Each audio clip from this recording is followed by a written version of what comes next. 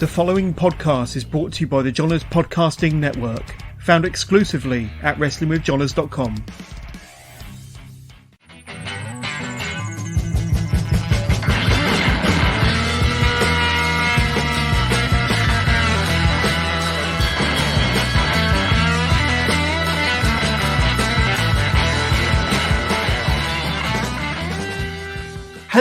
Hello, and welcome back. Wrestling with Johners has returned after a 4-month absence.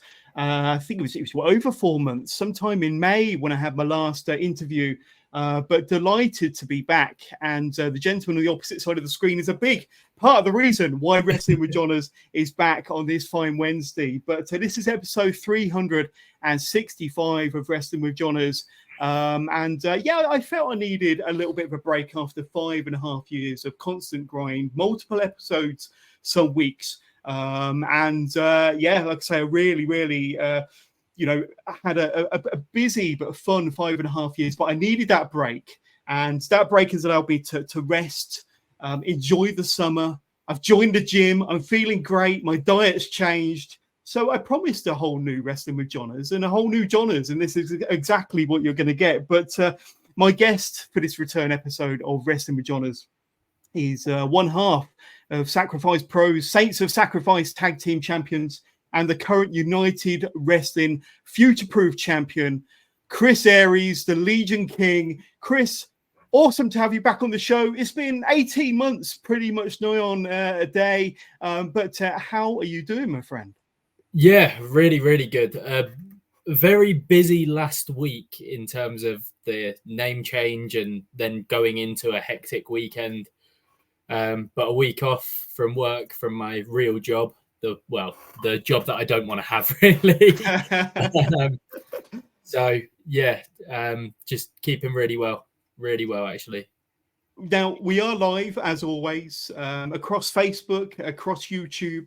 So please, if you want to get in touch with the show, if you want to speak to Chris Aries, then please do so. And let's celebrate the return of Wrestling with Johners with Chris Aries and your questions and your comments. So please get in touch with the show. We'll do our very best, as long as they're appropriate, of course, to read all of them out during the course of this interview. But we've got so much ground to cover. And the last time we had Chris on the show was 18 months ago, alongside Artemis, as one half of the Odyssey, of course. And I do very much plan to have Artemis on, in a solo interview before the end of the year, because, like I say, she's got some big matches ahead of her, especially with a certain United Wrestling and UBW as well, and we'll talk about that very, very soon. But before we take a deep dive with Chris and what he's been up to since he last came on the show, and I usually wait until the end of these episodes, but I'm going to announce my next guest, my first guest of the month of October, and it will be next Wednesday, a week today, but an hour earlier, and 8 p.m, Wednesday, the 2nd of October.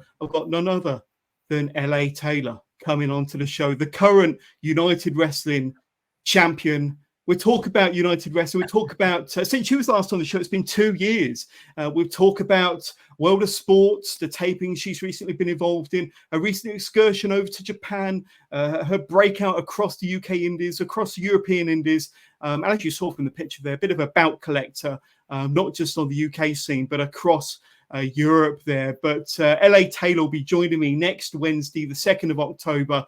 And I think one of the things I'm very, very keen to do with the return of Wrestling with Johners, and I will have the odd new guest that I'm keen to kind of shine a bit of a spotlight on, but I want returning guests like Chris, like LA Taylor, and a few others. And I've already got October booked out with some tremendous people that have already been on the show, and I can't wait to see what they've been up to, how they've been breaking out across the scene since we last spoke. But Chris, I just want to remind my viewers at home, this is what we're on about, isn't it? So the Legion King, or the Conqueror, whichever, the Legion King, Conqueror, they both have a good ring. Chris Aries, and we will get into the name change. We will break all that down a little bit later on, and there is with some gold. We'll talk about gold a little bit later on, Chris. But I've got to ask you, it's been 18 months since you last come onto the show, and I know that you just had your match with Alexis Falcon and Charles Crowley at UBW alongside Artemis. The Odyssey, of course, just over 18 months ago. We spoke about that. We spoke about your rise as a tag team and your growth as a performer, your growth as a tag team back then. This was a year and a half ago. But the last 18, 12 months, 2024 even, has been absolutely a crazy ride for you, hasn't it? Yeah, I mean, when you go back to that match, I felt like that was our first test together, really, as to like what we were made of, and I thought we did really well in that match. But when I can not compare it, but when I see how many big matches that we've had together and like even separate on our own 2 feet since then, it doesn't feel like 18 months. It feels like it's way longer than that. That there's been years in between. So much has happened, and yeah, we've just grown a lot together and apart. I mean, you talk about Artemis and how well she's done. She's appeared on Rev Pro. She's won solo championships all over the shop. We obviously won the Saints of Sacrifice tag championships together, making us a 3-time set of tag team champions, which is humbling. And then even myself, like some of the people that I've worked with in these past 18 months that have just helped me just push that little bit further, and every time I just feel like I'm growing and growing and growing, until we're here now. And like I said, it's just been a whirlwind. It really is. Life is going so quick, it's passing me by almost, but I just feel like I'm rolling with the punches, and it's just, and more just keep on getting thrown. Yeah. Well, I mean, you said that life is going by so quick and you're rolling with the punches. But my next question, right off the back of that, is, do you ever get a chance to sit back and reflect on the journey you've been on? And like I say, with Artemis as one half of the Odyssey, and breaking out as a bit of a solo star in 2024, have you reflected on what a bloody awesome year you've had? I think the last time that I properly sort of sat and reflected was after the United Wanted show. I was sat in a car with my sister-in-law. We were taking my mum to the airport. Initially, I was going to drive, but my brother had to take my car home because I got enlisted to do the double that day. So I was initially scheduled to face Nico Angelo. That got changed to Jay Joshua. And then on the day, Scotty Rourke fell ill. So I covered in the main event and faced the Wild Boar, as well as facing Jay Joshua. And I think it was after that match with the Wild Boar where I was like, during the pandemic when the world had shut down, I think NXT UK was still cracking on, and sort of around that sort of time, it might have been before, it might have been just after. I remember watching Boar on the telly for one of the biggest companies to have ever existed, and to then fast forward to that point of being able to work with him and sort of having that playing field where, oh, okay, I'm on a level now where, not on his level, that is not what I'm saying at all, because he's incredible, but I'm getting to that point where it's like, oh, I'm trusted with this kind of match. I'm trusted to do the first half main event and the main event on the same show. And it was that point where I kind of reflected and went, this is mental. It's completely mental for me, as like going from a fan 2.5 years ago to then working with the Wild Boar. It was just, I think that was the last time I properly reflected. I obviously get the odd period of times where I sit back and sort of think, but the way that shows are coming and going by, like I remember being told, like up until this weekend recently, I remember getting the Dragon Kingdom booking for our debut in Wales on Saturday a while ago, and then all of a sudden it's been and gone. I remember being told Mark Haskins is coming back to United and that I'd be the one to face him, and then that's been and gone. And like you say, it's just rushing, and then got Wet Cake this Friday, and then wherever throughout October, it's just get through Monday to Friday, and then it's go out and have fun. And you, like I said, because I've got a 9 to 5 as well, you don't often get that time to reflect, but I do take a bit of time whenever I can. I've got a lot of friends that remind me. Y2 Gray, one of the best photographers, he constantly sends me my first ever promo picture that he's taken of me, where it was very skinny, very pale, short hair, random sword, and a terrible red cape and a square one championship. And he often will remind me, and I always go back to him and go, why on earth have you sent that to me? I'm finally like happy with where I'm at. Why do you keep bringing it back up? And he's like, I just want to keep reminding you where you were not that long ago. You're talking 3 years ago. And it is humbling when that happens. And it's from a place of love from him. And it is really nice. But yeah, like I say, without a lot of these reminders, I probably wouldn't sit back and go, oh, that's where I was. Here's where I am now. Yeah, I'm thinking back to that picture, and I probably used that picture when I spoke to you live on the show a year and a half ago. Yeah. And it's an entirely different world away now, isn't it? And even when I spoke to you a year and a half ago, that picture would have been, a different world away. But now you're in a different stratosphere from that picture for sure. A few people that have reached out and some very kind comments. We've got James Collins, welcome back. Great to see you back, Wrestling Outsiders. Thank you so much for tuning in. Really, really appreciate the kind words. Andy, thank you, Andy. Good to have you back. And Dan Williams, all of these good friends of the shows. Welcome back, John. It's really, really appreciated. That's absolutely fantastic. And focusing more specifically on 2024 now then, Chris. And we spoke a little bit about growth. But 2024, I think you'll agree, has been a bit of a breakout year for you in your singles career. You started off as a singles wrestler and then joined in Artemis as one half of the Odyssey and becoming one of the most successful tag teams in the UK. And then kind of going your separate ways, having success. But 2024 has been a real breakout year for you in solo competition, in singles wrestling. Where do you feel you've grown the most? Where do you feel there's been the most amount of growth in your career, your overall game, certainly in the last 12 months, and focusing on this year in particular? I think I go back to sort of like, I know we had the tag team titles for UBW, but we didn't tag that often sort of this year.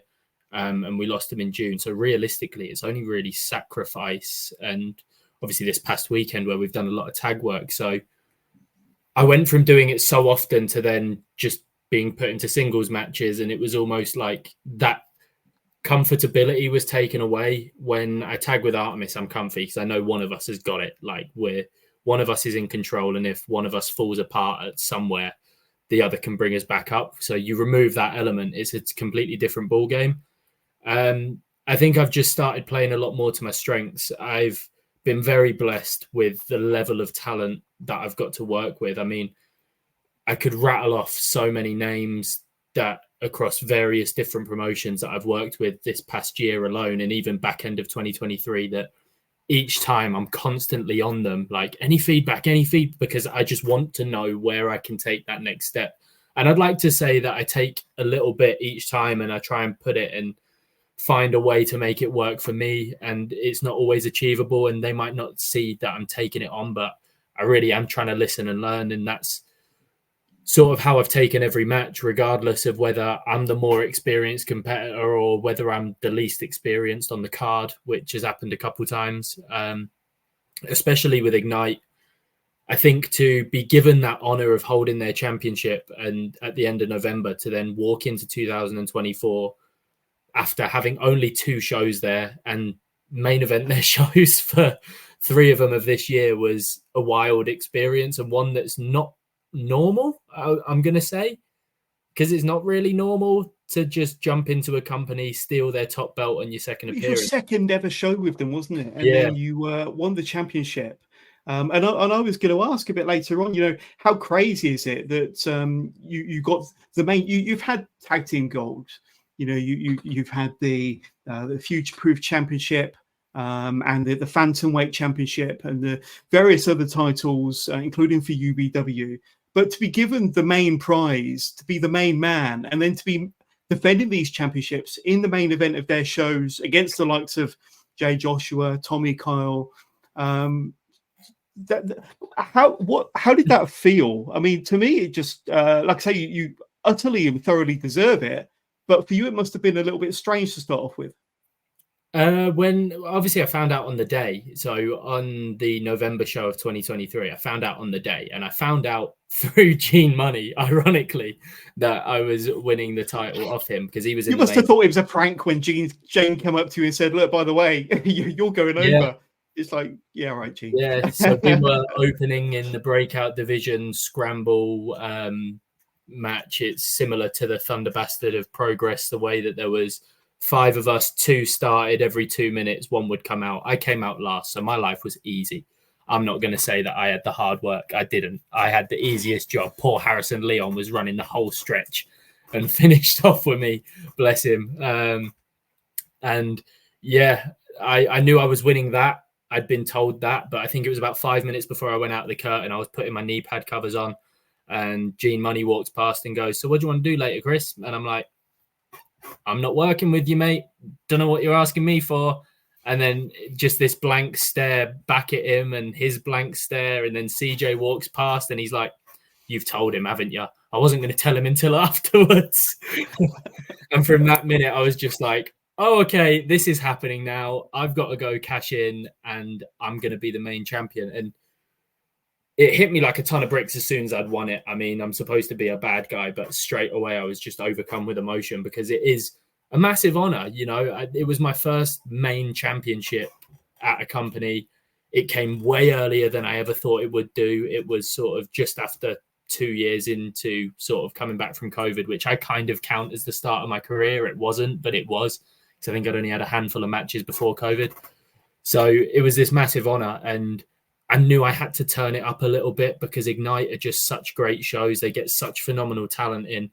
And I think my first defense with Jay Joshua, there was just a bucket load of talent before us, to the point where when the matches were being announced, I was like, okay, there's no way we're main eventing this show. Then no chance, literally no chance. And then, yeah, turns out we are. So I upped it. I got the mask sorted. I got my armor refitted by Camel Bags, who also makes championship bags. So if any promoters need championship belt protectors, go get in touch with Camel Bags.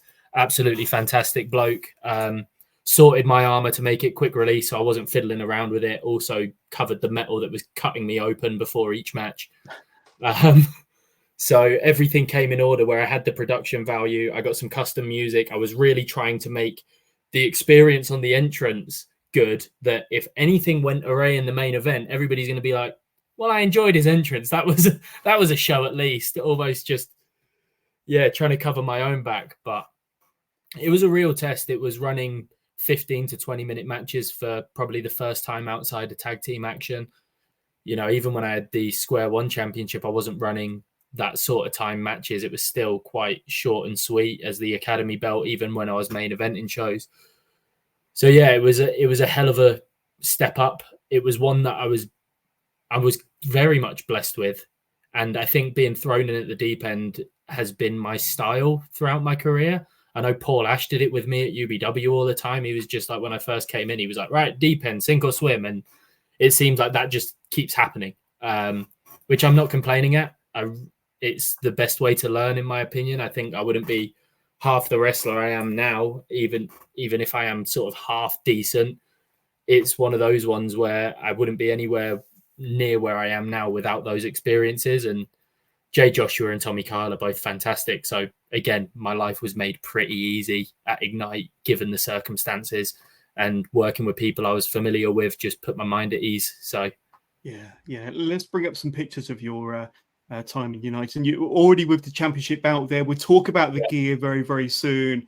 But there you are, the elation, and kicking Tommy Carl's head in there, I think. Yeah, he deserves it, man. He really deserves it. Absolutely. We've actually had, funnily enough, Tom Hollylee reach out. Yeah, Johners, love Chris asked. He means Chris Aries, of course. Damn it. No, he doesn't mean it. He's done that on purpose. Let's just bring up that picture one more time, shall we?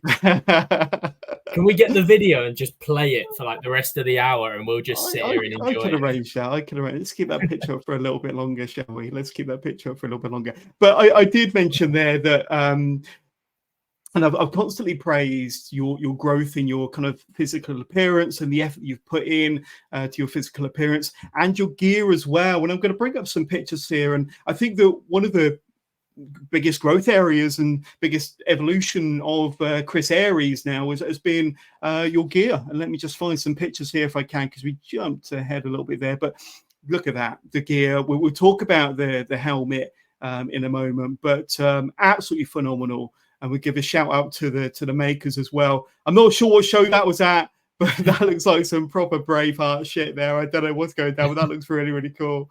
And just the gear, both yourself and Artemis look absolutely incredible. and I mentioned about the physical appearance, looking pretty damn sharp there, my friend. So I mentioned that I think your physical appearance, you've put a lot of effort into it, certainly over the last year and a half, 2 years. The gear, the mask, the helmet. Tell us about how this all came together, because I think we're pretty close to getting pretty much a total package now.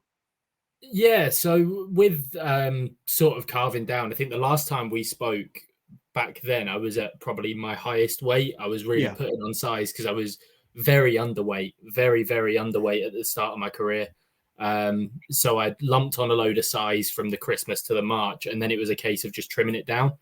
And I'd managed to do that. And then, as you always do, you trim it right down and you go, right, now I'm too skinny. Let's put the weight back on. And it's this vicious cycle. With the gear, those two sets, the red and black ones and the pink and blue ones, they were done by Southern Scoundrel.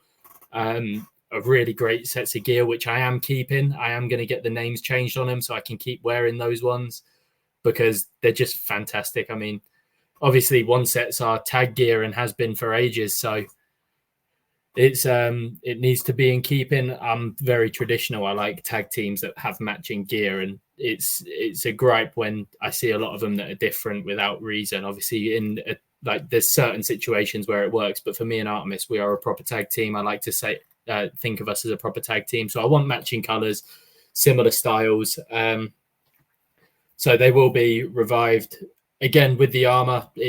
I got it. I think it was an Amazon buy. The armor. No way. I think it was an Amazon buy, but it was obviously one of those sets that just comes as a metal, and it was chopping up my shoulders where it sort of connects and round the side where it connects. It was carving me open, and I was having scratches all over my body before matches were even beginning, or I'd need the ref to help me take it off, or Artemis even to help me take it off. And it just, if I'm doing singles matches, I just couldn't rely on it. So it went into hiding for a while. And then, like I said, Camel Bays just did me a massive favor, fixed it up, put some padding in there, and made it quick release so I could wear it again. And then from the second it was wearable, I was like, right, well, I don't want a proper Spartan helmet. I want a crown. I want this side of it. I'm the top at Ignite. I need to have a crown. And I'd got in touch with the Face Forge, who I'd found out about through Spike Trevay, because as soon as he came out with his Vulture mask, I was like, right, where'd you get that done? I need one. And he told me where it was. I got in touch with the Face Forge, and initially had quoted me about 6 or 7 weeks from the January. So it was not going to be ready in time for the Ignite show. And about a week before, he's gone, I got excited and I made it. So it's ready. And I was buzzing because I was like, right, now the full package is there. Now it's by the time I walk in for that match with JJ, I'm going to have the music. I'm going to have the mask. I've got the armor. I've got the title. I'm ready for what I envisage that first defense to be. So it was just, a catalogue of chaos all coming together at one time, and it worked out well. And I can't recommend the Face Forge enough. It's such a fantastic mask. He asked me what I wanted. I gave him a very sort of outlandish sort of request of a crown with an MF Doom mask, but it's also wearable, but not like easy breakable, but also not something that's going to weigh my head down. And it just, I think he'd AI generated an image and then drew it all up, 3D printed it, painted it himself, and then went, cool, Brilliant. We're good to go. All measured up to my head. And it was just fantastically done. And for about the 3 weeks it took from the start of the process to getting it, it was just fantastic. And it's something that I've only really used at Ignite, and I think once at United with the mask, it's sort of, I like to see it as like my big fight feel sort of attire. So I kind of want to keep it for sort of special-ish occasions, but with Ignite, it's just a regular staple. That's just what I do there. And I'm trying to find a way to bleed it into other companies. But for me, it's got to be the right circumstance. Like, the custom music I've got for me doesn't work as a babyface. It's too slow. And when I'm doing my babyface work, I like to run around, give out high fives, jump around like a lunatic. That's just the way I do things. I think the more energy you put in, the more energy you get back. And as a bad guy, I can't do that. I can't run around giving out high fives, and I've got to slow everything down and basically do the opposite to what I want to do, because I've got such a rush of adrenaline. So it's also allowed me to sort of get comfortable with the uncomfortable. Yeah, absolutely. Yeah. I know we spoke at the last United show at a Tap Social, but did you wear it when you faced Spike a few weeks back? I did, yeah. That was basically just because I wanted the Face Forge derby. Yeah. I wanted those pictures of me in my mask, him and his, just because. And I'd asked Mike if it was doable. I was like, look, he assaulted me at the last show. Would I be able to use my heel music to come out to? And I'll try and make it work as best I can. I didn't feel comfortable being a babyface with it playing, but I felt like I needed that one test anyway to see if it would work. So for me, it didn't work too well. So I've got to workshop it and come up with a way that I can do it. But I just wanted that I'm here, I mean business type feel to the fight. And, you know, whether it came across that way or not, other people can let me know. But it's just the way that everything fell together. I just decided I'd wanted to give it a go, give it a shot. I did. And you've got to test these things out to see whether they work. Oh, I think it gave us a fantastic atmosphere before the bell even rang, to be honest with you. But speaking of United Wrestling, and not the Tap Social this time, but I want to talk about this one here and your match this past Sunday against Mark Haskins. It was a non-title match, so it wasn't for your future-proof title, but from the double-barreled brewery in Reading, United Wrestling, Lock Stock. And it was a bit of a dream match for you against Mark Haskins, someone that you've admired for a long time. And you mentioned earlier when you finally got that call to say, you know, you're going to be facing Haskins in Reading. Let me ask you, what was your first reaction when you got told that he was going to be your opponent for that show? Pretty speechless. I remember it quite clearly, actually. I believe I was at an Ignite show.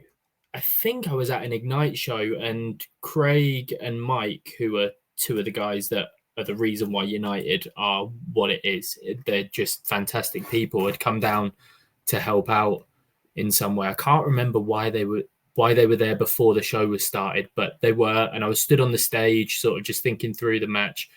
I want to say it was the April show, but it could have been the first one of the year when I faced JJ. It was one of the two. And I stood speaking to Craig, and he goes, "We're getting Haskins in September, by the way." And I was like, "Oh, no way. Who's he got?" And he was like, "We're thinking you." And I was just like, "Eh?" And it obviously having that sort of however many months it was, whether it was the 5 months from April or the 7 from February, I'm just like, why me? And then all of a sudden, Mike decided to go, let's have him run the gauntlet and go through what would have been Nico and turned out to be JJ, the addition of the Wild Boar, then Spike Trevay to lead up to this match with Haskins. I was like, okay. I was just speechless. I can't thank them enough for the amount of opportunities they've given me, especially this one. This one meant a hell of a lot more than most people realize, because on my second ever United show, Mark Haskins was meant to main event against CJ Carter. Obviously, CJ had to retire with injury. He ended up facing Danny Black. And I was just blown away by the work that was put in and what I saw, to the point where it was like, okay, I'm going to start taking this seriously. And it was that was the catalyst for me to start putting on weight to begin with, to get some proper gear, to really start the wheels in motion. So when I got offered that match, it was almost like the full circle moment. And that, I think the promo that I did after the Spike match pretty much said it all. It was like, I have to kind of prove now that the work I've put in is not for nothing, that I can go with someone like Mark Haskins. And, you know, an ideal world, I would have put the future-proof title on the line. Granted, I would have lost it, but that's beyond the point. So we can thank Tommy Kyle and his fantastic ego for stopping that one from happening. I'll get him back for that Chris Arse comment now. Absolutely. But I mean, being in the ring with Haskins, was there anything that surprised you about him and about the way he performed, about the way you gelled, the chemistry you had? Was there anything that surprised you about that match or about Haskins in particular? Nothing that really surprised me. I knew how good he was. I'd watched so many matches of his before this, just in preparation. I think he hits very hard, but that's fine because that's the way I love to work anyway. I think it taught me a lot more than what I was sort of surprised with. It very much was the match that I wanted it to be. It was, okay, I'm not there yet, but I know what I've got to do to get there now. And working with somebody of his caliber, somebody that's been to the places he has, all the information that he's passed on to me and the lessons that I got from being in there with him are stuff that is going to help me climb and get better. There's no way around it. I think anybody who is fortunate enough to work with Mark Haskins will learn something, and Vic Haskins as well. Let's add that, because she was amazing as well post match, before the match, just reassuring me, making me feel comfortable. I think she knew how nervous I actually was going into it, and she was like, "You'll be fine. He's got this. He'll look after you. You'll be fine. Like, you'll be absolutely fine. It'll get through it." And it was just that reassurance that I needed at the time, because I was just a bucket load of stress. But yeah, nothing that surprised me really. I think I just surprised myself more with what came off. For me, it was a blur. From walking out the curtain to the end of the match, it was like a light flash had gone off, and I didn't really remember what had just happened. But from what people had said about the work I'd put in, and that I was able to hang with him to a certain level, obviously not, I didn't feel like it was one of my best personal performances. But I felt like I can take so much away from it that really just overcomes any doubts that I've had about myself during the match. You know, I feel like I said to you before we even went live, I now wish that I had a full weekend of wrestling where I could take the info that he's given me and just put it into practice straight away. And I don't. I've got wet cake on Friday, whether you can class that as wrestling. Yeah, going forwards, it's just going to be hanging on to that and trying to put it into practice. And hopefully, I mean, technically, he's got a future-proof championship shot now, because he's beaten the champion in a non-title match. So maybe in a few months or a year or so, we can run it back again. Yeah, well, I think the fans that were there in the Double Barrel Brewery in Reading would easily agree that it was a fantastic match. So I know that every performer, every wrestler is their own worst critic, but I'm sure when you get a chance to watch it back, you realise how good it was. And I mean, let's be honest, you're in there with Haskins, but you know, it's going to be an incredible match. I mean, you mentioned about, you know, it being a massive learning experience for you, being in there, you know, both before, during, and after. What would you say were some of the biggest takeaways from that you can kind of divulge? I'm sure you spoke and had feedback from Mark afterwards, but yeah, what do you feel are some of your personal takeaways from that match, that experience? I think just my timing in a lot of it, like the timing of how I do things and how to effectively get the crowd invested more than they are, because I can run around like an idiot and just throw moves out there and people are watching and going, whoa, that's incredible. But if you do it in a different layout of beats and like really, it's really hard to explain actually. But it's just like, I think we did a spot where I was kicking him in the chest because he'd done it to me beforehand when he's on his knees. And like, his were sort of 1, talk some, 2, talk some, 3, talk some, 4, 5, 6, 7, talk a bit more, big payoff one. Whereas mine were just 1, 2, 3, 4, 5, scream a bit, go for the head kick. And it was like that little bit of like, right, kick, sell, get the crowd in, kick again, and then almost fight through the pain to then get the realization of, right, payback time, and go ham on him. And then just where to be more comfortable. You know, I went out there having not really got my head around the match too much, and just to be comfortable with being uncomfortable is another one. You know, I should have more confidence in my ability that I'm able to deal with the areas where we've got nothing planned out. And I think that's why there's so many great wrestlers that will be like, start getting in the habit of not planning anything for your matches and just go out there and work it blind, and that will make you feel better. And I probably should do that a few times, because at the minute that sounds like my worst nightmare. But I've just, got to get more comfortable with being uncomfortable, and believing in myself a bit more, I guess, is the other one. Yeah, some good takeaways. And we briefly mentioned them earlier on, but sticking with United Wrestling and getting the opportunity to wrestle Wild Boar Mike Hitchman, and more recently Spike Trevay. And I mean, 2024 has been the year of these big kind of breakout moments, these big matches, these big opportunities, and even bigger opponents. And when you speak about Haskins and Wild Boar and Spike Trevay, you're talking about some of the best in Europe and, dare I say it, some of the best in the world. But to Wild Boar and Spike, two of the very best to have ever done it, and two more awesome learning experiences, and just overall fantastic experiences for yourself. Yeah, I mean, I think when you add those three names to also working with Gene Money at Ignite, working with Bullet at Tidal, working with Sunshine Machine at UBW, I'm kind of going through some of the top tier of British wrestling at that point this year. And then even when you sort of close it down, Jay Joshua's absolutely killing it at the minute. And I've 100%. I've been fortunate enough to work with him twice, very nearly 3 times this year so far. And I'm hoping that we'll get another one. I've worked with Tommy Kyle, who's been so helpful and, in my opinion, is one of the most underrated talents on the scene. You factor in all those names, and every single person giving me a little drop of feedback is just helped me get to where I am now. And like I said, I might not be fantastic. I might not be on their level yet, but I can take everything they've given me and keep trying to learn and progress as best I can. And without that, like I said, I don't think I'd be half the wrestler I am now.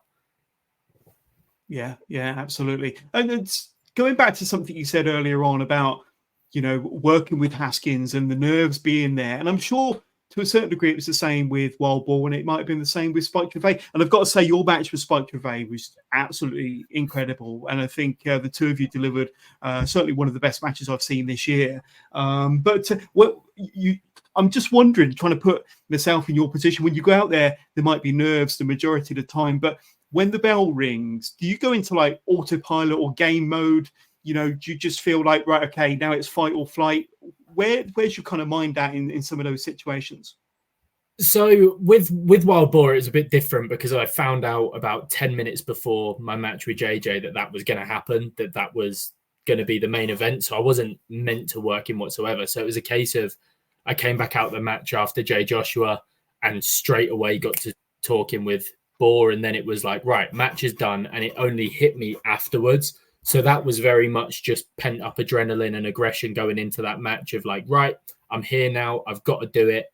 This is what we're doing. Let's just get in and like see if I can do my best, to the point where he doesn't go, well, this guy's not that great. But also he was very understanding that I was on doing double duty, that I'd taken a lot of bumps in my match with Jay Joshua, as per usual when I work with him.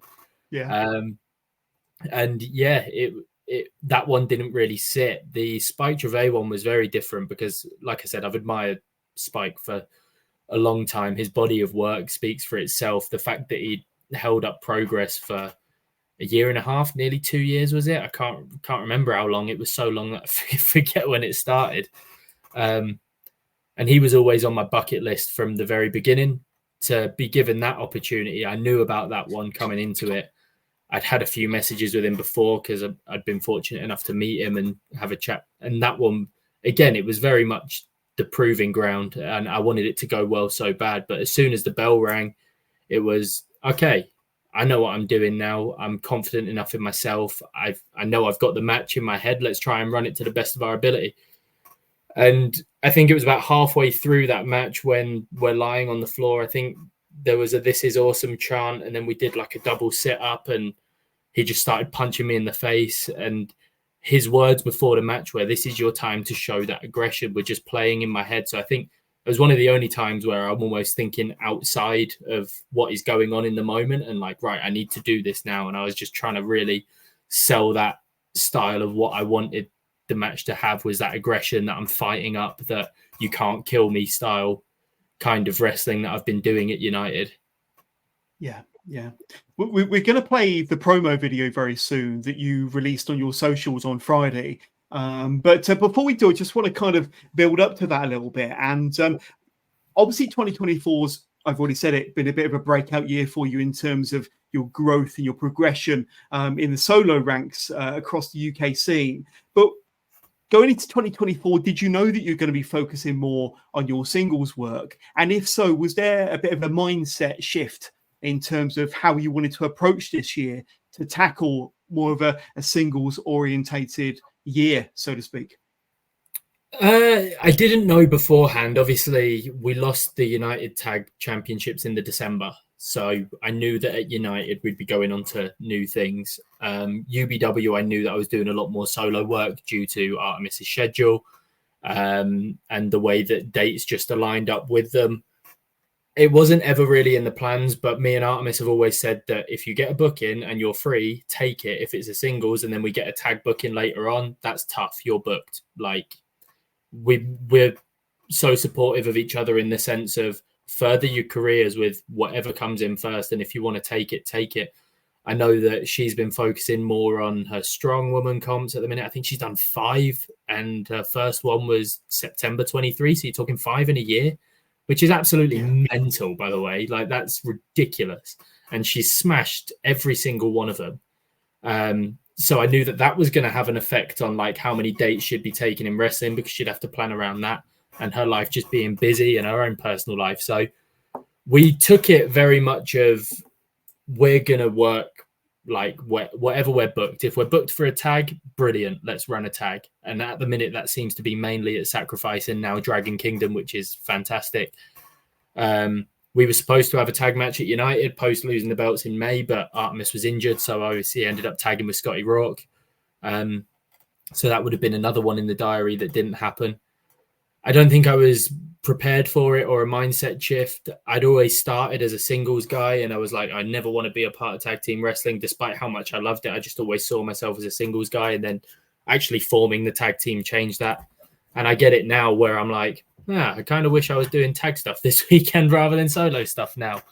And I don't think there was a mindset shift there. I think it was just, you've got to take whatever's on your plate and do it to the best of your ability. I think I'm more comfortable at the minute in singles matches than tag stuff, but I think that just goes back to how many reps I've done recently in comparison. Like, overall, in my opinion, I would probably prefer to do tag stuff just because I find it so much more fun.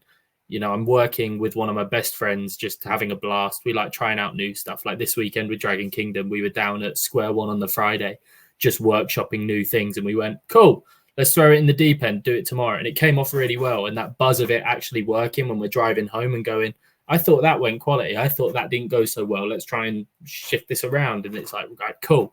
When's the next one? Obviously, like with that kind of booking, you're on the road together. If that was a singles booking, I'm probably traveling on my own, which would have been long. I don't think there was a mindset shift at the start of the year with it. I think it was, like I said, it's just take whatever comes and try and handle it. I think that's the only way that you can deal with stuff like that. Absolutely. And I alluded to it, and I think a lot of people that are watching this right now might know what I'm referring to, but the promo video that you dropped on Friday evening. Now, I'm going to play it here because it's a great promo video. It tells a great story and gives us a bit of a glimpse into what the change in name and maybe the change in attitude. We'll talk about all of that. But this is a bit of an introduction into Chris Aries.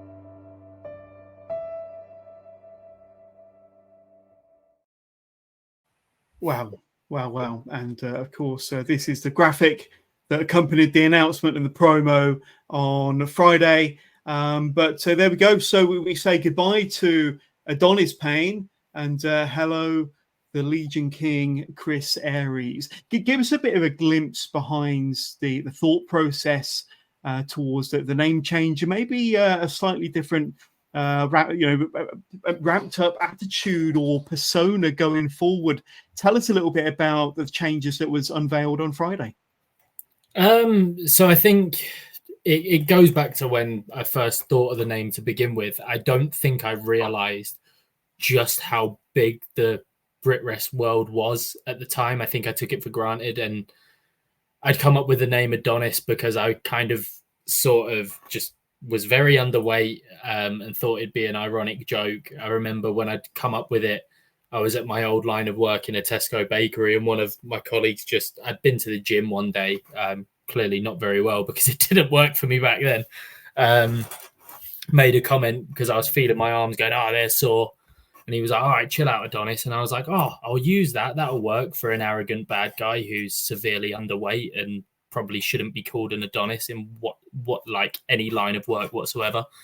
And Payne was just because probably like half of the people that are called Payne, I wanted to do the play on words of it, like bring the pain, this, that, the other. And I don't think I realized like how it would affect me going forwards if, like I said, I got my arse in gear, for a better term, because I felt a lot of pressure because I'm not an Adonis. I don't ever profess to be one. I never have done.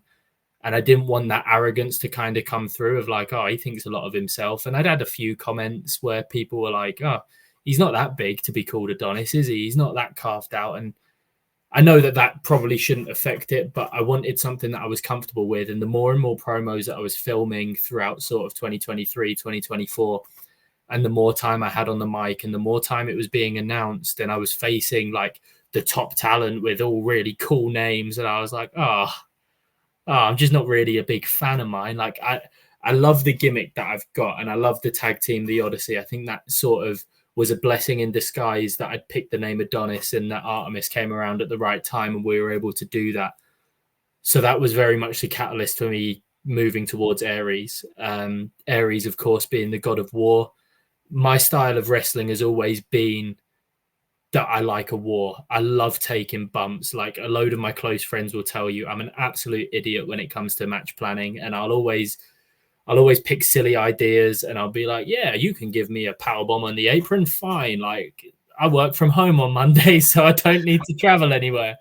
Artemis will tell you, like, we'll be planning a tag match and somebody will have like a really cool move, and I'll go from being planned in to do the hot tag to suddenly I'm taking the heat because my hand's up going, I want to take that move. I want to see how good I can make it look, or if I can do it, or how I can do it.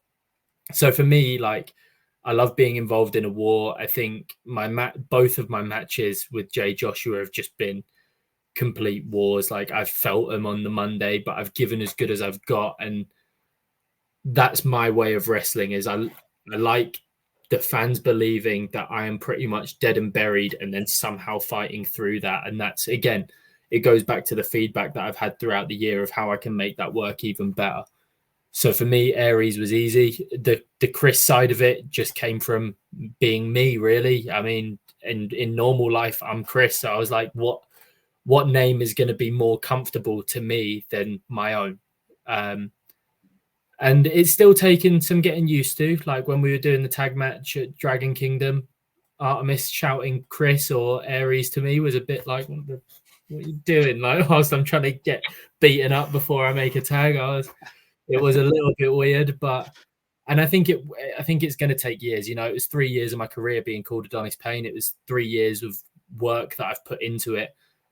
But I just felt like I needed the change. I think to make the next step up, I needed a change. I had a few promotions tell me that it was a bit of a sticking point, my name beforehand, and I agree with them. I can't say that I think it's harsh or a harsh bit of feedback. You know, you've got to be honest. And if a promoter is looking at me and going, your name doesn't suit, they're not going to want to put that on their show, and that's every right for them to have that opinion. I wasn't feeling my own name, so who am I to tell other people that they're wrong for not feeling it either? And I just think that it all aligned really nicely. I'd spoken to a few companies about it way in advance of like where I'd had bookings and how I could line it up. I'd got new gear sent out and made up.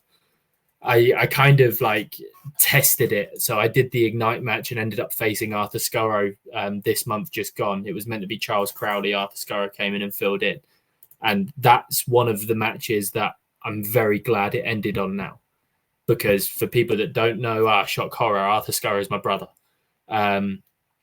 So to have my last match as Adonis Payne with my real life brother is something that's very special to me.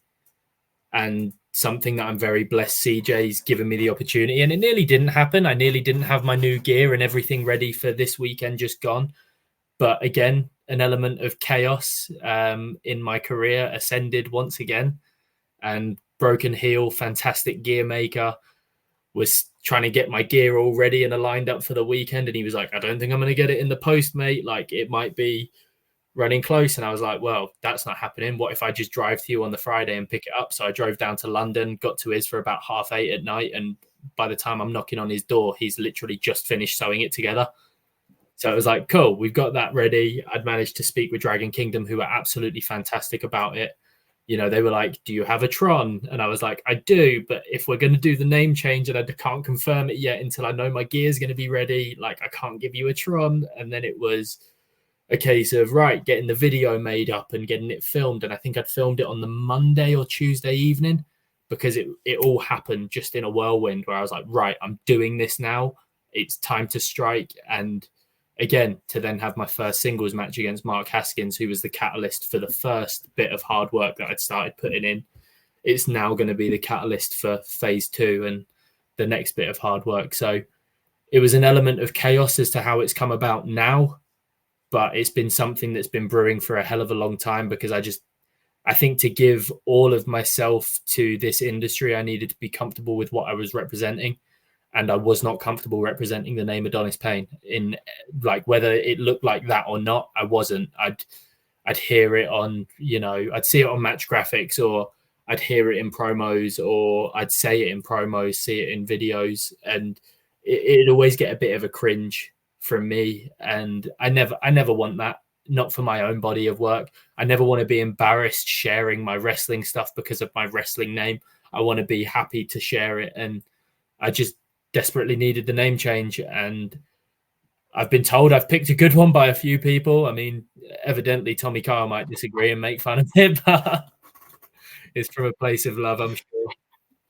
I think it suits perfectly, and along with that, I don't know how long you've had this in the back of your head or whether you've used it before, but the Legion King. So the Legion King, Chris Aries, new name. Does it come with maybe, you know, a new mindset and maybe, you know, a fresh focus, fresh determination to take your career to the next level? I'm guessing this is all geared towards getting you to that next level, but what does that look like? It's definitely a system reset without a shadow of a doubt. I fell into a bit of a rut this year. You know, I've promised people that I've worked with that I would go and train with them at different academies, and that's not happened because a number of various life events have occurred. I've not been working as hard in the gym this year as I would have liked.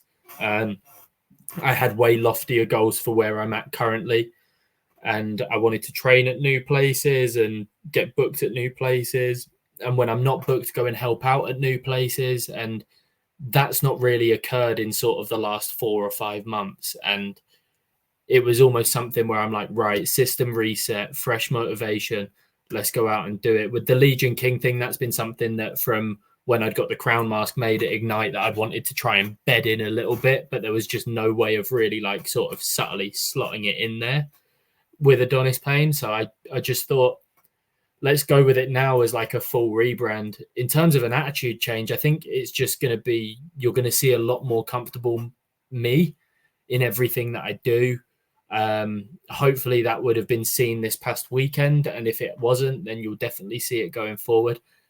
I think there'll be an added edge in areas without a shadow of a doubt. I want to play more into the God of War stuff. So I'm definitely more than happy to take more silly bumps. Sorry, Artemis. And give as good as I get. Really, I want that element of a war whenever I work. I'd love for people to say, "Oh yeah, I went and saw Chris Aries work this weekend. I went and watched him wrestle, and it was a hell of a match. It was a war. Like even if we get 10 minutes, 15 minutes, I just want that sort of kind of correlation. And if it doesn't come, it doesn't come. That's up to me to now go and do that. So it's very much the tag team doesn't change. The mentality is very much the same. I want to achieve everything that I can in this industry. And, you know, that is, again, up to me, but also up to fate at the same time, praying that injuries don't occur and praying that, like, you know, nothing happens that makes me stop working here, like change of jobs in my real life or whatever. Yeah. And that I'm able to keep going at the level that I am, because I'm very blessed that I work from home Monday to Friday. My weekends are always free. So, you know, there's never an option of, I can't take that booking because I've got work. So as long as everything stays the same, I'm hoping that it will just be a massive step forward, and it's something that I can then take to maybe the new promotions that said my name was a sticking point, or, you know, take to the promotions that I'm currently at, and people will go, whoa, this is a little bit different. Because I think it's going to take some getting used to for a lot of people, never mind myself. Like, I know that Artemis was very worried about wrong naming me. And it's just going to be one of those things where they're going to have to go, that guy used to be Adonis. Why is his name changed? Don't know, but it is now. And then eventually give it a few months and people will get used to it. I remember when I first started talking about the name change, I was speaking to Charles Crowley, because he's somebody that I go to about everything creatively. And he was the first person that went, just do it. Like, okay, people are going to maybe mention your old name, but in a few months it will be old news and no one's going to care, and they'll just call you your new name, and it will just is what it is. So, you know, by next year we probably won't even be talking about it as a big thing.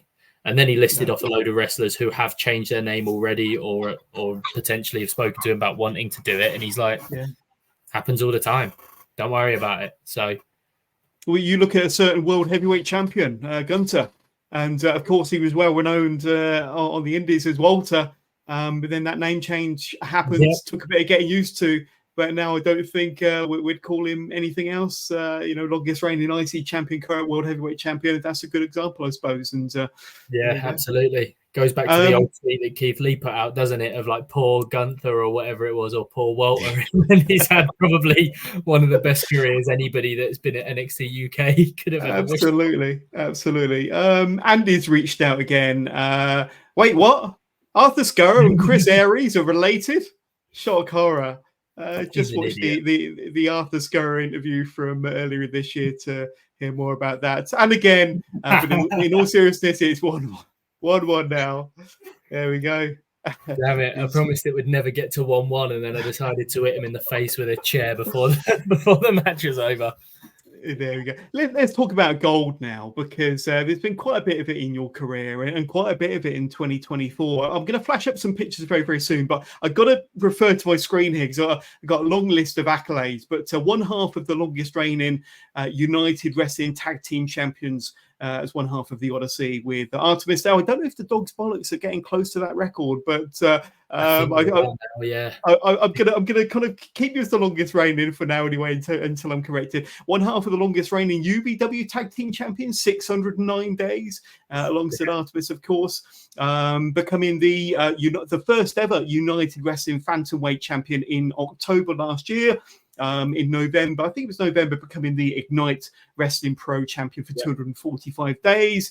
In June of this year, becoming one half of the Saints of Sacrifice over in Sacrifice Pro, and then you picked up the Future Proof title that same month, I think, the end of June, for United Wrestling. So many cool accolades, and accolades you must be very, very proud of indeed, both in tag team competition and singles competition, but quite an impressive list of accolades there. I know there's more. I think you were the longest reigning Young Lions champion as well for UBW as well back in the day. Square One. I've never held the Young Lions, unfortunately, which is one that's eluded me.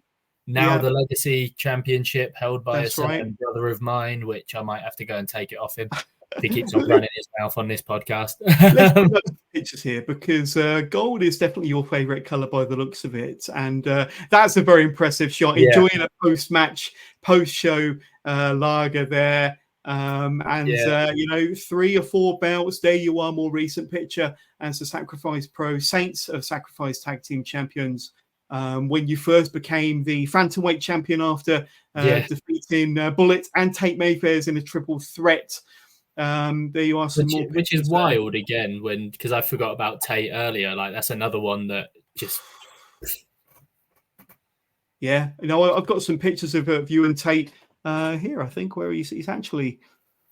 Yeah, probably not a very flattering picture, unfortunately.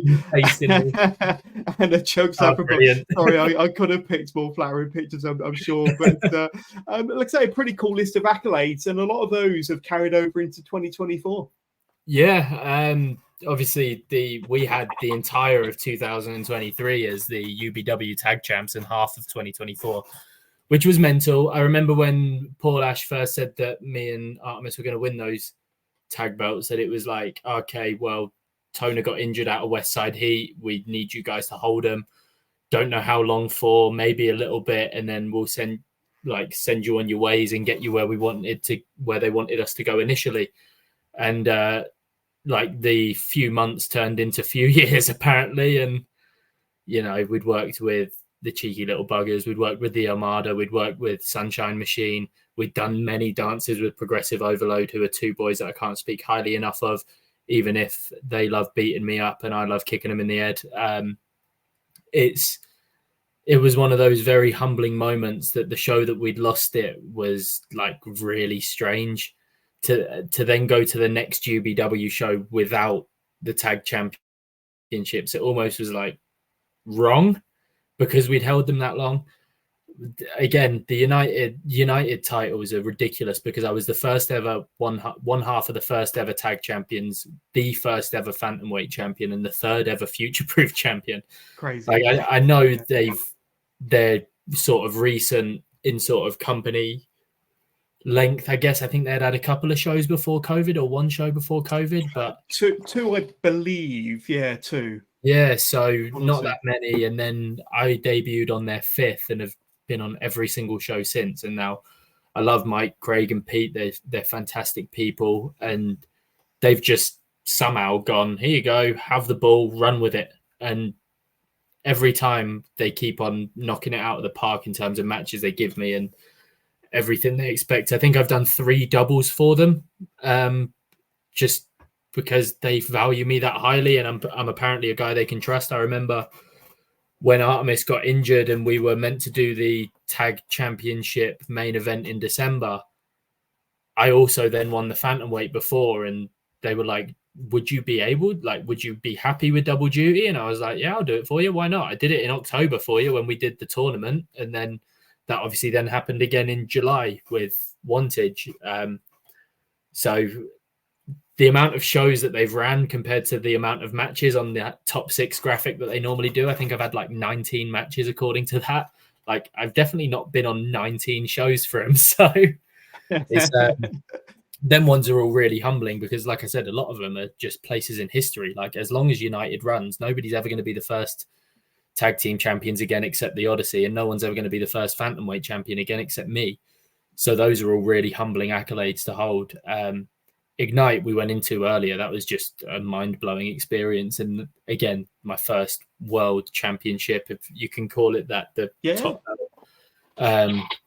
And yeah, to then get the honor with the storylines that we've done at Sacrifice. I know Artemis took a back seat for a lot of my losing name storyline, where she was in a lot of multi-mans, or a lot of the time booked to just either be at ringside for me or come out and like just carry me away when I'd been beaten up, and like, or do my storyline as a tag team, but not really get anything out of it because the focus was on me dressing up as the Dudley Boys, or we were doing Mario and Luigi. That's that sort of stupid style of wrestling. So for her to then get given the Rumble win at the start of the year and have it sort of like go parallel, where I hit the apex by beating Kai, and a month later she wins the Rumble, and then we do the heartfelt moment of her going, yeah, cool, winning the belt off Roth would be fun, but nothing's going to be more fun than winning the tag belts. And then we do the ladder match, which was both of our first ever ladder matches. And yeah, that's probably it's hard to say because I love all of our tag team championship wins, but I think that one, because there was so many years behind it and leading up to it, and then the moment itself was just so cool. And it's a company that I love so much. They do everything for charity. It's always so much fun. Hustle Malone is just an incredible person, and Is that the moment there? Look, yeah, his partner Ace as well. Just two fantastic people that run the show there. Always just doing it just to give people opportunities. Like I was very brand new. Like I said, when they first gave me that match with Kai, they didn't need to. They had such an array of talent that they could have pulled in. They went, no, we'll give this guy a shot. And that led into a 2-year-long storyline that has now led into very well. main eventing their 7th anniversary and winning the tag belts in a ladder match. You know, they put a hell of a lot behind you. They'll give you the ball and you can run with it. And it's a charity show. So, you know, none of us are getting paid. We're not there to kill ourselves to a certain degree, but that sort of love that they show you makes you want to work so hard for them and make sacrifice an incredible promotion. And they're the first as well to go, look, this isn't a payday. If you get offered a great opportunity elsewhere and it's like a week before our show, just let us know with as much notice as possible. And like, by all means, go and get a payday. And I think there's a few of us now that will go, well, I'm booked with sacrifice, so sorry, but we're doing that and just honor the booking because of how great they treat everybody. It's one of my favorite locker rooms, without a doubt. Everybody's just top tier there because we're not there to get money. We're not there to sort of be on top of the card. I think it's one of the only shows where all the talent will finish their matches and the first thing they'll do is just walk around and go sit in with the crowd, get a beer, and just enjoy the rest of the show and support. It's always a great atmosphere. Yeah, it's just so.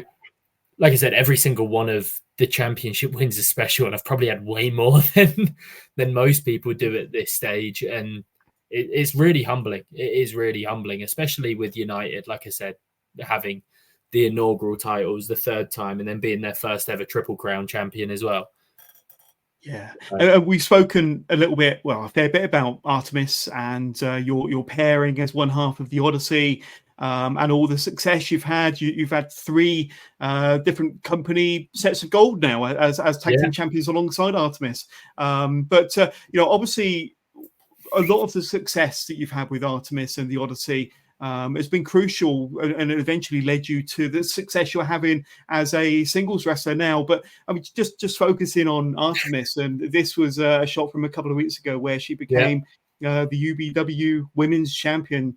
And you know, we couldn't have put the championship on a better performer, in my opinion. But you must be super proud of what she's doing. I know she's been doing a lot of strong women's contests. I know that you've said that she's done 5 in the last 12 months, and continues to place very, very highly in those and compete at a very, very high level. I've spoken to her many times about strong women contests whenever I'm backstage with her, but going to bring up that picture one more time. That's just an incredible picture, and it must make you feel very, very proud of what she's gone on to accomplish, not just with UBW, but other promotions, United as well, where, let's not forget, she is a former United champion.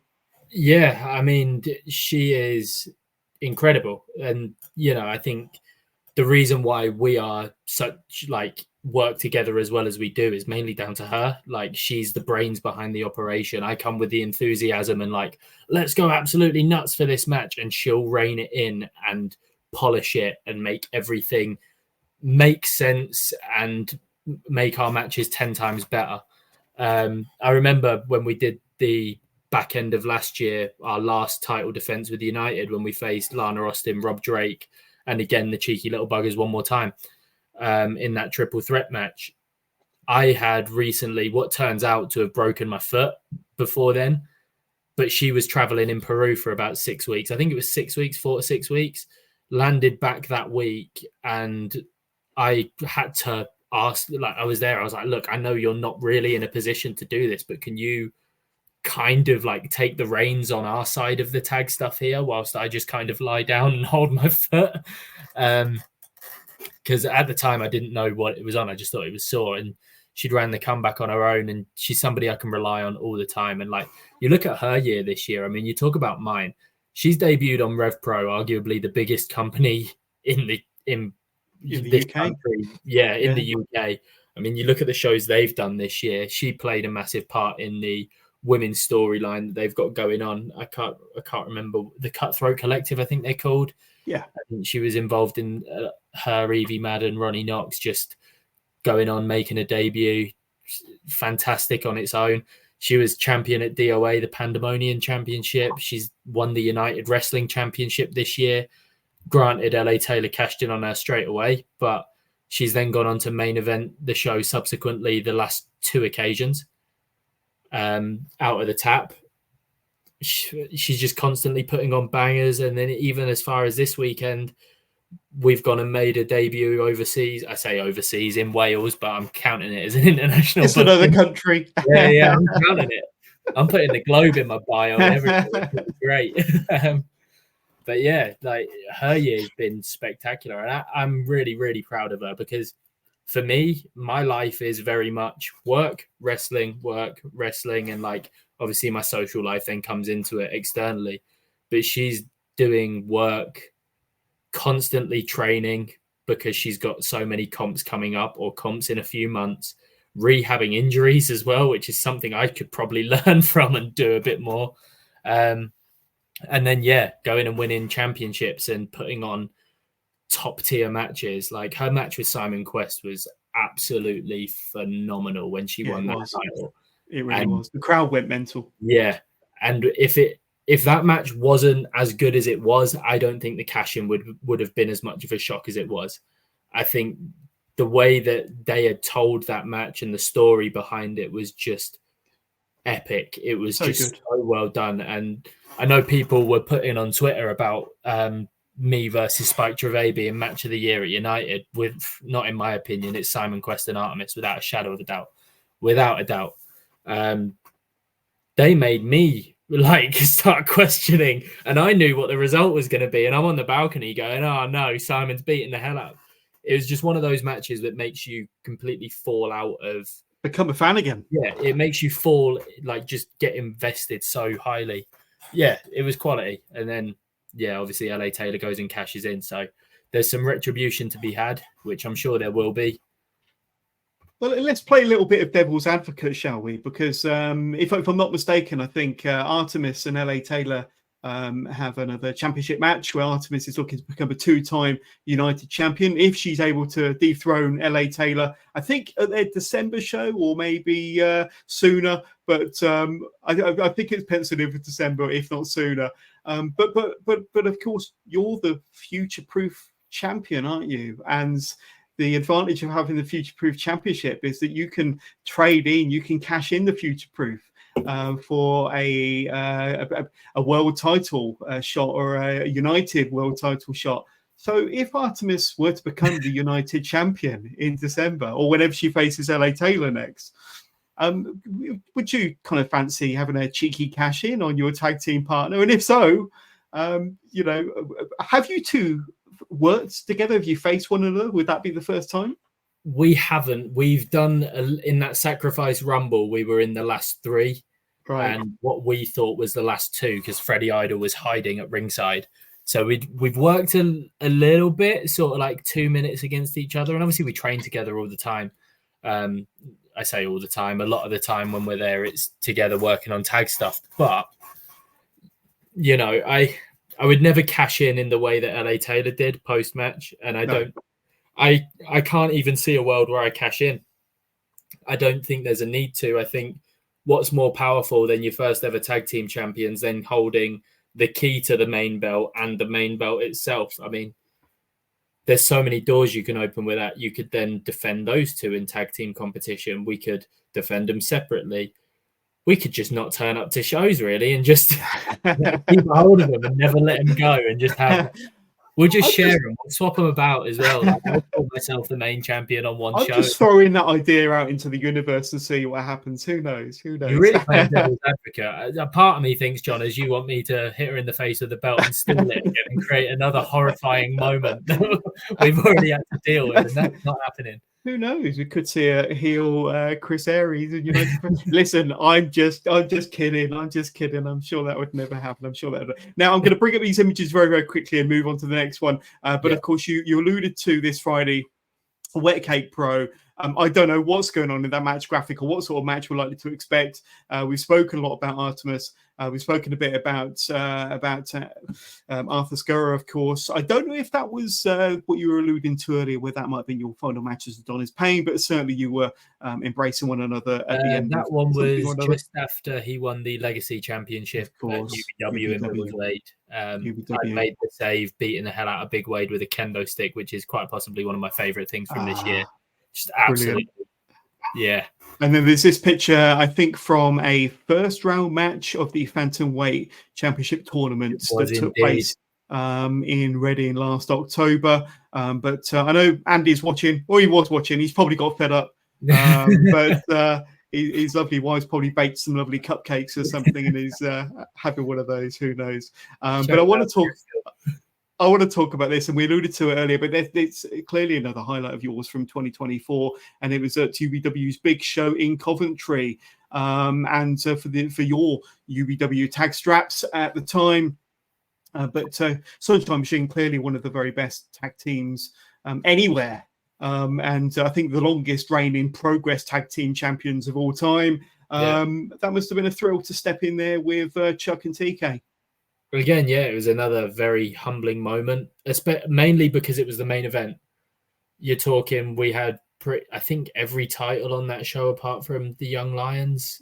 And, you know, when you pick the Odyssey against Sunshine Machine to main event over your sort of top title or your women's championship, that it's a big spotlight on tag team wrestling for a start. And, of course, Sunshine Machine are the best. You know, two of the best to have ever done it in this country, in my opinion, when it comes to tag team wrestling. I think their CVs speak for themselves. And two amazing people. I couldn't think of two better people to have that match with. I remember being on this show in the March, I think it was the March or the May, and we said then, because I used it in the promo that we did for Sunshine Machine, we said back then that was bucket list match, and for it to have happened again, it's a tale of my year. It's just another huge name that I've been blessed to work with, and again, to do it with one of my best friends was absolutely fantastic, and I had a hell of a time in there.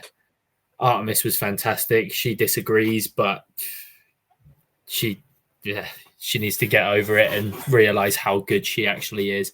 And if anything, that just shows how much better she wanted to be, because I thought she nailed it. I thought it was a great match. I thought it was a great main event, and I thought we did it justice. And again, it's another very humbling experience when after the match, both TK and Chuck are coming over and going, we'd love to do that again sometime. And that's probably the best honor you can get when you work with people at that level and you're sort of in our shoes where you're trying to climb the ladder. For them to say that they would do it again, that just shows we did a good enough job.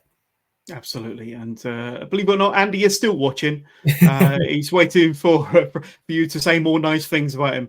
We're getting to the end of the episode now. I don't think we've got enough time for more nice words. But we've spoken about so many fantastic highlights. One more that I want to bring to your attention was when you was ring crew for Progress at the beginning of the year. And you got a chance to meet Mustafa Ali. That's a fantastic picture there. But you know, crewing, we've spoken about Rev Pro, but I think, you know, Rev Pro and Progress are, you know, 1 and 2, you know, interchangeable on any given week, to be honest with you, as to which one is the best company in the UK, or dare I say it, 1 and 2 of the best independent companies in the world. They're renowned companies, but getting to crew at Progress, we've spoken about fantastic kind of like learning experiences, and Progress always has top tier talent from all over the world, banger matches. And you there kind of having the best seat in the house. So admittedly, you know, getting thrown around by 1 or 2 of the individuals, or having to catch some of the high flyers. But what was that experience like? And what did you take away from that moment crewing for Progress? I think it was maybe January this year. Yeah, I think that one might have been just after January, maybe February. Yeah, I remember there was a couple I've done. I did the cage match one as well, which was incredible. And I need to get down there more, but recently they've either fell on weekends where I've had a very late show on the Saturday and just getting to London on the Sunday for that time is just. But that was down to Mad Dog and Lee McAteer were getting to sit with Mustafa Ali. He came over to obviously work with Leon Slater in what was absolutely outrageous match. But he'd had a load of things to do, and them two had just decided that on my first time crewing, they wanted me to sit with him for about 2 or 3 hours, and whilst he was signing a load of different bits of merch and getting set up, and yeah, basically just be around the place just in case he needed anything more than anything. And just to sit and chew his ear off for 2 hours was ridiculous. Like, Really? just talking about life more than anything, not even wrestling a lot of the time. Yeah, I asked him for a bit of advice, like who wouldn't in that scenario? But at the same time, just talking to him about family life, home life, like traveling, how if he's going to do a tour or whether he's just popping over whenever he gets booked. Like, there's just general things. And he was such a nice guy, just as you'd expect, really. I think everybody that's ever spoken about him on a personal level online has only ever had nice things to say about Mustafa Ali, and I can definitely concur with them that he's just a wonderful guy. And I can't remember if it was that show or the one after where I got murdered by Bullet. I think it was that show. No, it wasn't by Bullet. It was by Irie, but Bullet pulled me in the way. That's right. It was in the lead up to your title match, wasn't it? Yeah. Yeah, absolute murder by Shiggy, which was so funny because I remember a few of the other crew going, I was like, so this is the spot I'm catching his dive to the outside like a crossbody on the wood floor, and they were like, do you need help? And I'm like, nope, I'm sure I'll be fine. Took it on the floor and I went out the back, and everybody's like, are you okay? That looked great, but are you okay? And I'm like, I'm fine. I feel like I've worked an entire match and I've taken one bump, but I'm fine. Because that was on the hard floor on the outside. No padding around the outside of the electric ballroom, the ring in the ballroom. Yeah, I think it was just more so. I was like, I'm going to make sure that he doesn't hurt himself. So who cares? And like, I take it. It was a crossbody catch. So for me, it's like I could have helped myself more, but I was an idiot. And I just went, well, the way I take crossbodies is I'll jump into them and kick my legs up and just take it all flat back rather than like catching and like sort of lowering my legs until I fall on the floor. So I'm thinking I'm in the center of the ring, just kick my legs up, jump into it and catch it. So it looks like he completely wiped me out. But yeah, that one took a toll on my back a little bit. A little bit sore. And as you said, it's a good job you work from home on Monday to Friday. Yeah, exactly. That was on a Sunday. The laptop on the sofa that day. But let me ask you as we draw this interview to a close, and looking ahead, we've only got a few months left, or 3 month left of 2024. It's crazy how this year's absolutely flown. We're at the back end of September. But you're looking into the future, 2025 and beyond. You've got the new name, you've got the new nickname, maybe a revitalized kind of focus going forward. Do you have any specific goals or goals in general that you'd like to achieve with this new name and new mindset going forward? I think the very obvious ones are to chase the big companies. I would love to be a part of Riot Cabaret. I'd love to be a part of Rev Pro. I'd love to be a part of Progress. I think they're goals that pretty much anybody in this industry should have or would have. Even if they're like, I know it's probably not likely to happen, but it's there. I think they're always ones that are going to be on the table, especially for me. And, that might take another couple of years of learning. But in terms of the short term, to continue just like giving myself to this industry, now I've done the name change, I feel like I can be unapologetically myself with everything that I do, be more comfortable with it. And just the exact same of what I've done this year, have fun in my matches and like enjoy everything that I've done, but also work with some of the best to do it and try and take every piece of information out of their head so I can further my own game. I think that's always going to be the main goal, is just sort of aspire to work with these guys. Because I remember sitting back a few years ago and going, one day I'd love to work with Spike Trevay. When I watched Haskins for the first time, I said, one day I'd love to work that guy. And then a few years later, it's happened. So as long as I keep on speaking things into existence, they might happen. So Michael Oku. I don't think that one's going to happen. He's Absolutely. going to take off any. Michael Oku, Luke Jacobs, get them all down. Oh, name them all. We can sit here for hours and just list off a bucket list. But there we go. And just a quick reminder that a week today, and I'm going to bring up, I did design a little banner for this, but LA Taylor will be joining me Wednesday, the 2nd of October, 8 p.m., not 9 p.m. like Chris here, but 8 p.m. Our usual start time next Wednesday, the 2nd. LA Taylor will be joining me live. And it's been easily a couple of years. I think the last time I spoke to LA on the show was when she just became the Southwest Wrestling Warriors champion.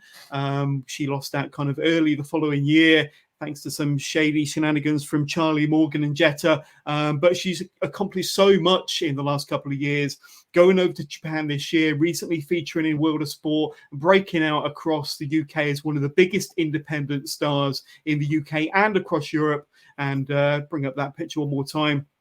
That's 1, 2, 3, 4, 5 championship bouts there. I think she's the proud owner of still a few of those even today. But LA Taylor will be joining me next Wednesday to have a full recap, a full update.